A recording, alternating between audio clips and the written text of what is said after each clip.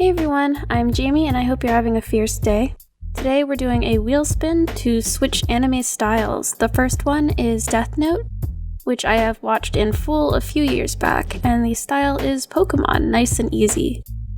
As you might know, I have a lot of fun drawing fan art for shows that I like, but as an illustrator I don't really have my own style.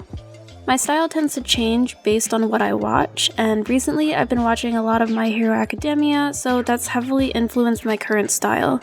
However, one of the perks of not having a well-defined style is that I really enjoy copying others. So I figured this would be a fun thing to do. I've compiled a list of several anime, some I have watched, some I have yet to watch but recognize, their screenshots and memes. Back in college, one of my jobs was a desk staff, which was basically just sitting at the front desk of dorm buildings in case people needed anything.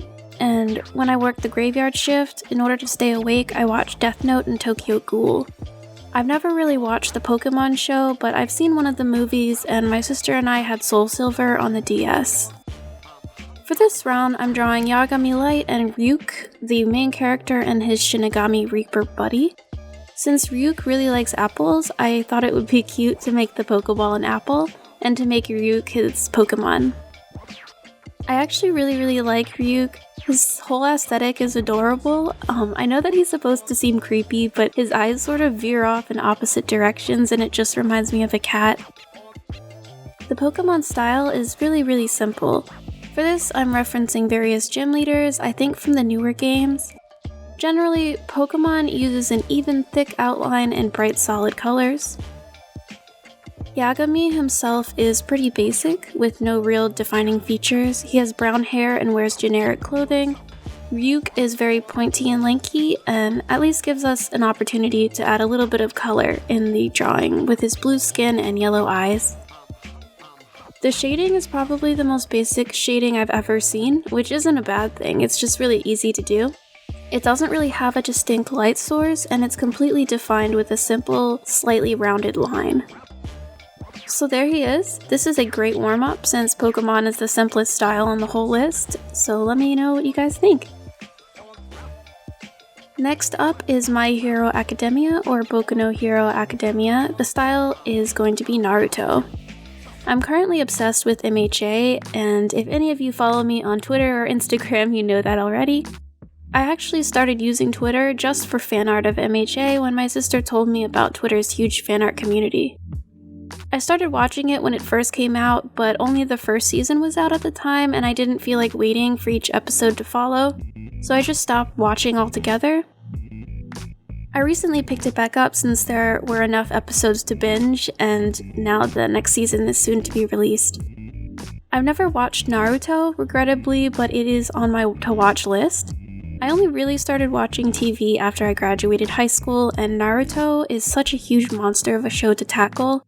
I feel like I need to prepare for it emotionally, but I've recently done a couple of commissions in the style of the show, and it's been really fun. I love how they color the eyes, it's so hypnotic. For this, I'm drawing Midoriya, the main character of My Hero Academia. All of the pictures of Naruto characters seem to have them in crazy mid-action poses, so I draw Midoriya in sort of a post-punch jump. I gave him the little headband. Again, I don't really know the significance of it yet, but it's so iconic to Naruto that I had to include it. I later added the Japanese kanji for Deku, Midoriya's hero name, on the plate. The shading was sort of meticulous, since there was the shadow layer and then 2 levels of highlights. The clothing in Naruto seems to be pretty detailed and wrinkly, so I did throw a few wrinkles and folds in there. Throughout the show, Deku does go through many hero outfits, but I chose this one since the red shoes are so iconic.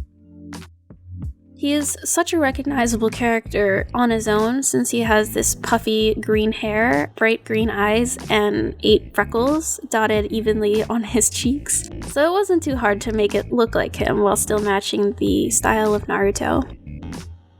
And there you have it, Midoriya in the Naruto style. Let me know what you guys think.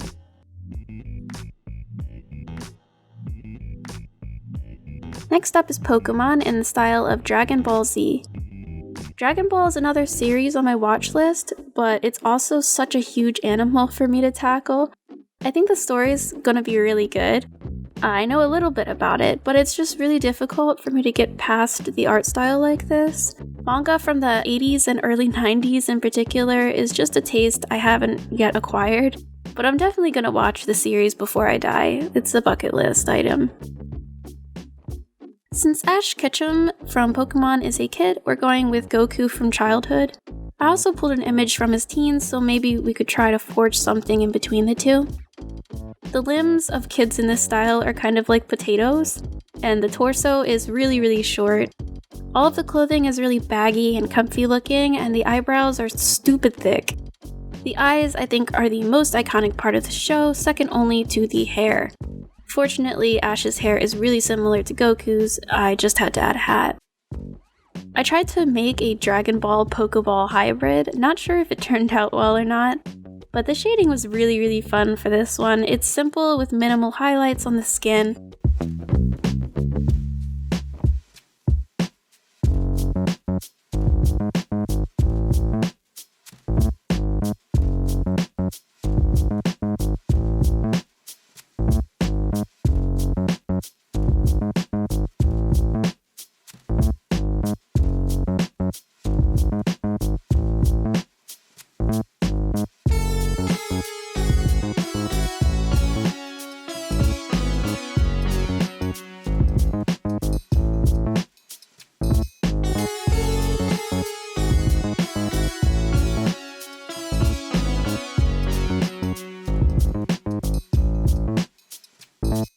Let me know what you guys think. I think he turned out really cute. Next is Attack on Titan in the style of Code Geass, or Geass. I watched Attack on Titan in high school and continued forward with the manga after I finished all the episodes. When I got to college, I stopped reading, but based on the current meme culture, either there's been another season released or it's come back into popularity spontaneously. I'll have to get back into it. I've never seen Code Geass, but the bodies are so iconic and memorable, almost traumatizing. It reminds me a lot of Tim Burton, the way the limbs are all lanky and sharp. This was definitely, without a doubt, the most difficult style to mimic. Everything about it just seems so wrong. Usually I can look at something as I draw it and know if I'm on the right track or not, but with this, when I drew a line, it looked incorrect. Everything just looked wrong.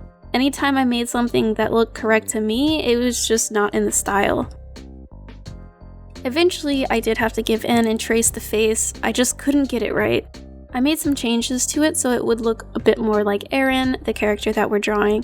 But my god, was it difficult to get this right, so sorry for the art purists. I know that tracing is a no-no, but sometimes you just have to admit that you're a failure. It seems like fabric is a big part of character designs in Code Geass since the shines and movement both are exclusive to clothing. Eren Yeager, the main character in Attack on Titan, carries special ultra-hard steel swords with replaceable blades. These are used for weapons and maneuvering through forests and around Titans. It's really cool to look at, but a pain to draw. I sort of took the easy way out with this and didn't bother with perspective, but I think it turned out reasonable.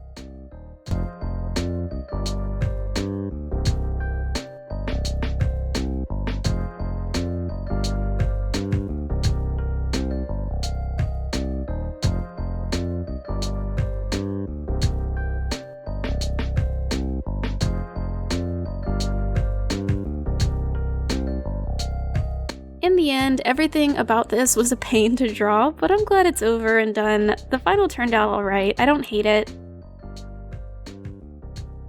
Saving the best for last is One Punch Man in the style of JoJo's Bizarre Adventure.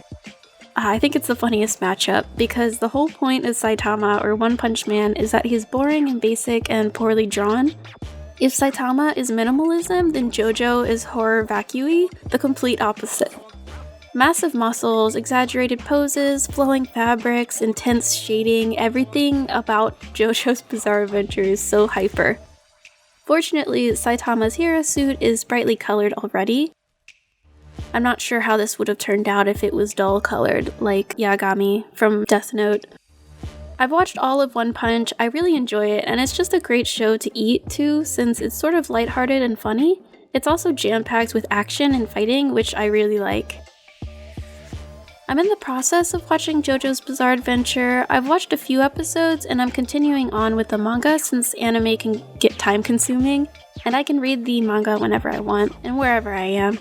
So far, I really love it. It's like a love letter from the Renaissance that was poorly translated several times, and it just resulted in this masterpiece. I actually used to obsessively draw these sort of bodies, or the more normal equivalent. I minored in art history and museum practice in college, and as a result, European art, specifically the Renaissance, was a big part of my studies. My university didn't offer any of the fine arts, so I did self-studies while studying art history.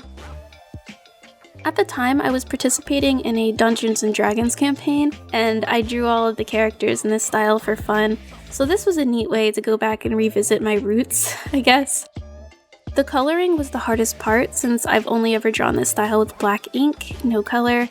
The shadows vary in intensity and can get extremely dark, but overall I'm really happy on how this turned out. The highlights were really fun to add, and all of the different lines that define the shadows were also very fun to draw. It was just like going back to college when I used to draw.